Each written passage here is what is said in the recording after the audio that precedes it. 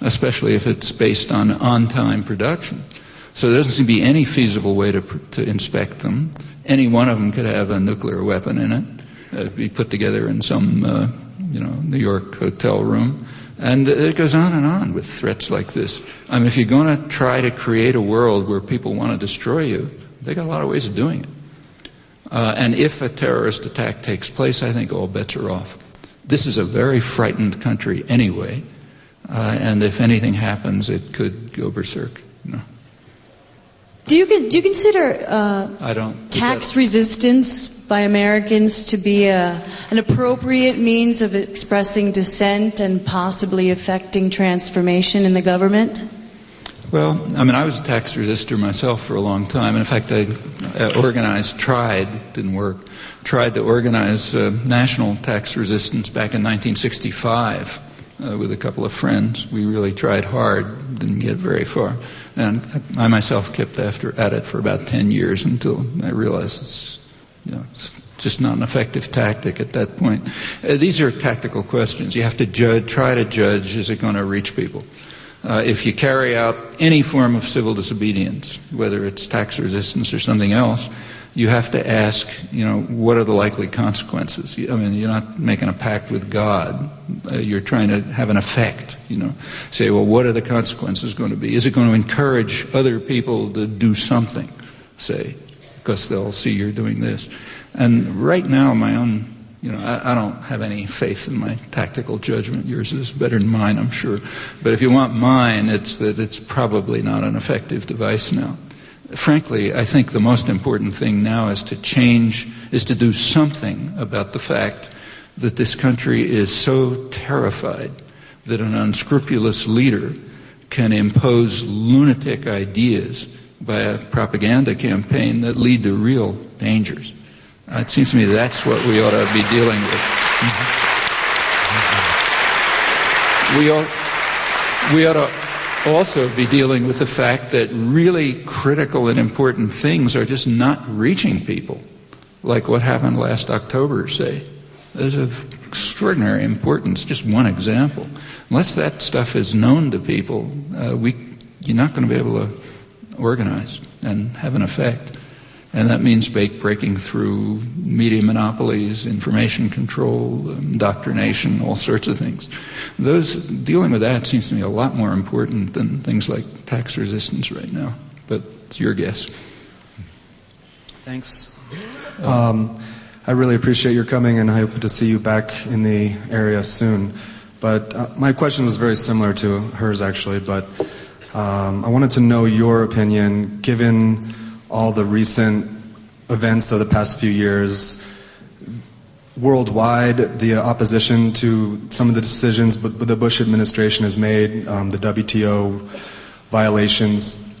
If this invasion in Iraq continues and becomes drawn out, and you can just go on to imagine what could happen next, you don't think there's any chance for an international crimes court to bring charges against officials under the Bush administration? At this point in time, virtually none, because the U.S. is just too powerful, and there isn't enough internal opposition. Frankly, I'm amazed that the war's going on this long. I thought it would be over in 2 days, if you look at the relations of means of violence, and I still suspect it's going to end very quickly. But if it does drag on, there's going to be enormous protests, and there could be all sorts of things happening. I mean, right now there's tremendous anger and hatred all over the world, and it's probably going to manifest itself in action. But I don't think an international criminal court is in the cards, and it doesn't seem to me it's our concern, really. Our concern is to change this country, not to speculate about what somebody else is going to do. Thank you. I'm afraid this has got to be the last question, I'm afraid. Yeah. Oh, thank you. Thank you. Yeah, really, thank you. Name and where are you from? Yeah, you can. Okay, all right. I'm Joy Barrett, and I'm from Boulder. And what brought you here this evening to hear Noam Chomsky? Because I've been a fan of Noam Chomsky's for the 20 or so years that I've been paying attention to international events, and I came to be educated and inspired.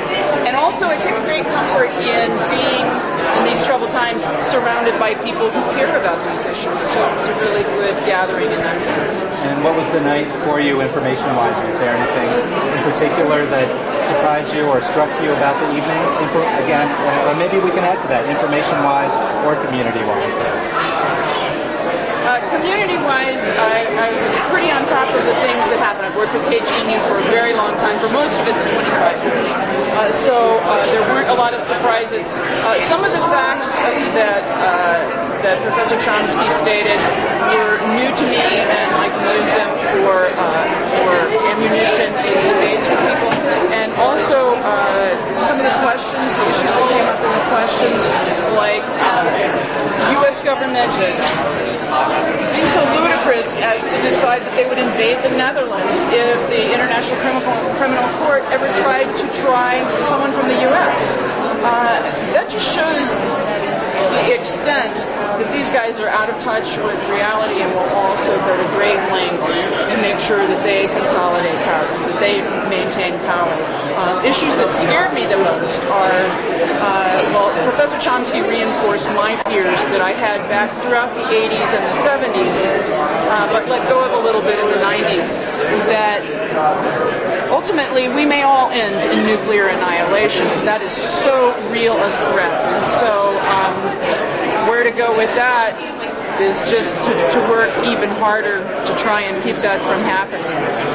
His main message tonight to me was change has to happen here, and we have to become a true democracy, an active democracy, an educated and informed populace. And so, as I said earlier today in a rally where I gave a talk, our task is huge. It's to educate people with the truth. There are good people in this country, but they haven't got information, and that's what our job is. So I came here to get some tools to go out and educate people and get them to make better decisions democratically. Thank you so much. And was there anything in particular about this evening that particularly struck you? I'm always taken by the clarity of what Chomsky has to say. You know, he makes things very understandable, and he just says it in such a way that it's not antagonistic. You know, he doesn't throw it at you.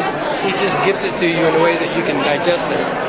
And is there anything in particular that you see yourself inspired to do that you haven't been doing as a result of being here tonight? You can be honest. Yeah, well, I'm always inspired to try to do more. You know, I've written letters and I've made phone calls. It's confusing. I mean, frankly, it's really confusing. It's hard. The problem is so overwhelming that it's hard to know which direction to turn. What you guys are doing, I think, is a big plus. Free Speech TV. I always kind of gravitate towards the fact that we're not getting the information. We're not getting this. We're not getting it on the media. We're not getting it on the radio, on the TV. And I really think that if you could break that barrier, if you could get venues out there that 90% of the people don't get to see, that, you know, what would happen would be exactly what we were told would happen. Public opinion would change, people would become more educated, and they would take matters into their own hands, and the government would be able to get away with what they're getting away with. So, as far as me being inspired, yeah, I'm always inspired. But it's a hard road. It's hard to know which direction to take. And what brought you here this evening?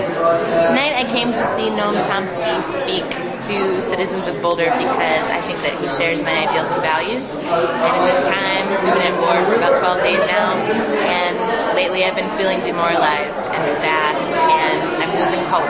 And hearing a strong voice of Noam Chomsky really makes me to feel like there are people in the world who believe in peace just like I do, and facts to back that up, and that makes me feel comforted in this difficult time. And as if that's enough, is there anything in particular that you feel you're going to take from this evening and bring out into the world or bring into your personal life? Well, just being surrounded by about 2,000 people who live in Boulder and support the ideas that Noam Chomsky stands for. It's a really wonderful experience today, and so I'm going to go home remembering that I'm surrounded by people in this community who share my values, and that gives me a lot of hope. Thank you very much. Thank you. Thanks for being here.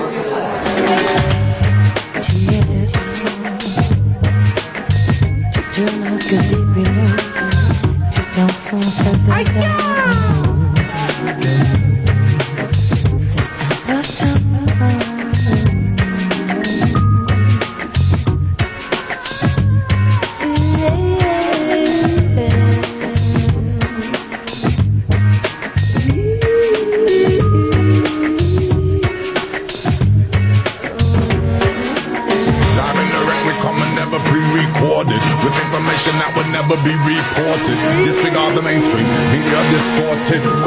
We come and listen and support it.